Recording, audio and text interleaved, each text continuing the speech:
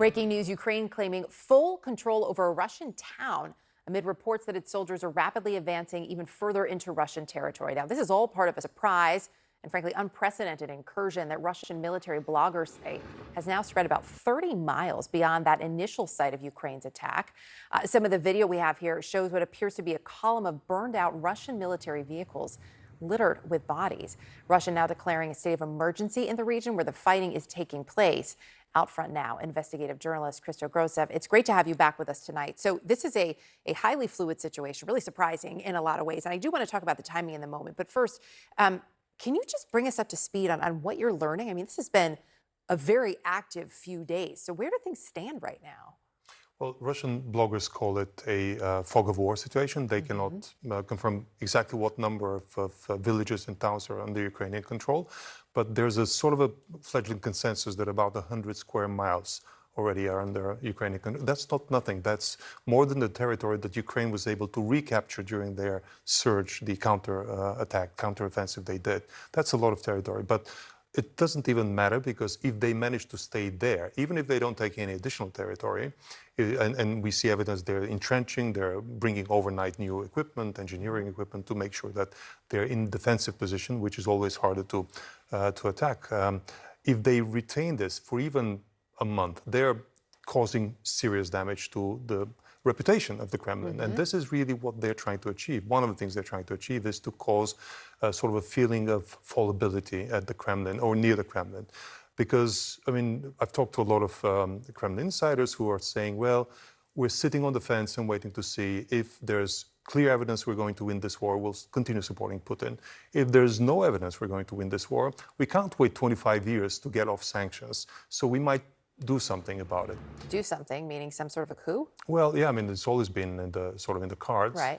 The collective Putin around him has all the inventory to organize a coup.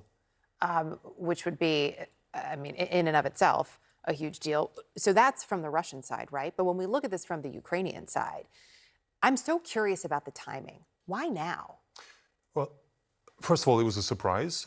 So why now could have been a question we can ask anytime. But now there are at least two reasons that I can see. And I've talked to Ukrainian military officials who never shared this with anyone. They didn't share it with intelligence services, not even with the United States, for fear of this, of being actually asked not to do it, maybe.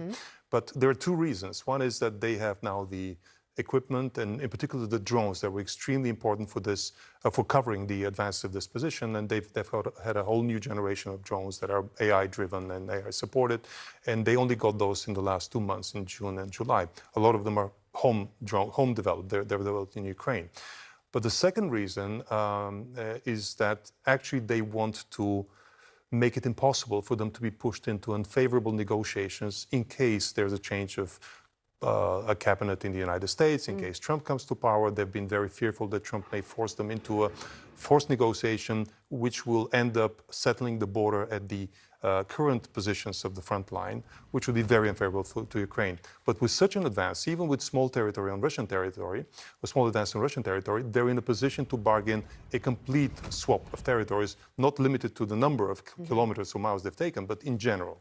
So it gives them a little bargaining power, or a lot of bargaining power, depending on the way you look at it. I know we're a little tight on time, but the way this fighting has been raging, what you told me about, inside Russia, what you're hearing, what do you think the response from Putin is going to be, especially if they're able to hold on to this territory? Well, again, he's scrambling to find an appropriate response, and you have to understand that his reputation within the population has suffered because he hasn't been able to provide even the logistical humanitarian support for the people to be moved out of those territories. And even today, after 2 days of inactivity, they're offered $100 a family for all of their cost of relocation, which is obviously not sufficient.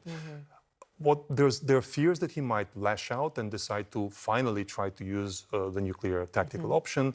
But again, something that a high-ranking official told me at the start of the war, a Russian official said, Putin can only use the nuclear option if he's sure that people will follow his command. And he can only use it if he's in a strong position, if he's winning the war. Because if he's not winning the war, somebody is not going to press a button. And then that's the end of Putin. Wow. I mean, there is so much going on in that region, in that moment. It's really good to have you here, and I appreciate it. Thanks for sharing the inside reporting, too. All of this, of course, coming just a week after that historic prisoner swap where Russia released 16 people. One of them was Vladimir Kara-Murza, whose story we have been following on Out Front. And I just want to note that both he and his wife, Evgenia, will be joining Aaron right here Monday night at 7. Ahead tonight, as global tensions rise and America's rivals build up their arsenals, CNN is gaining exclusive access to the site where the U.S. controls many of its most powerful nuclear weapons. Here's Oren Liebermann. He's out front. Caution on snag. 2 men! 2 men! 2 men! Go! America's most powerful weapons must always be ready, hopefully never to be used.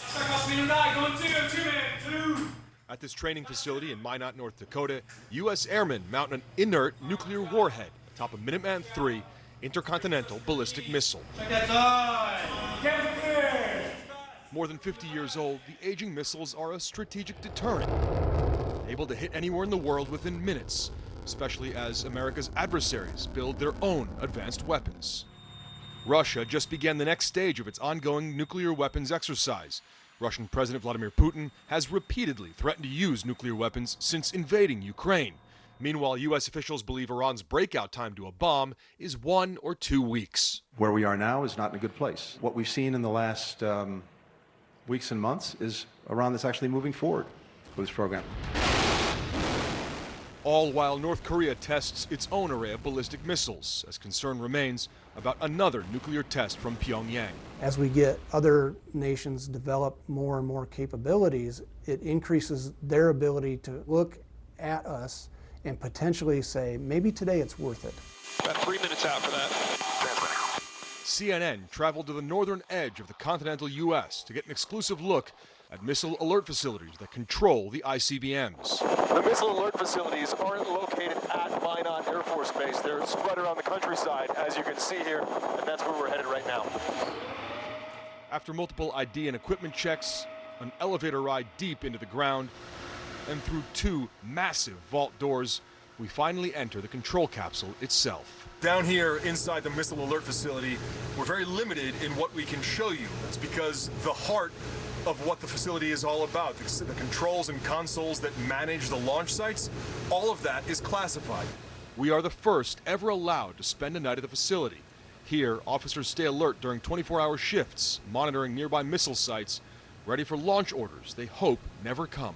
Every action that we do, every alarm that we get, we have to do it correctly and we have to get it right because our country's lives are at stake and we're trained to complete the mission.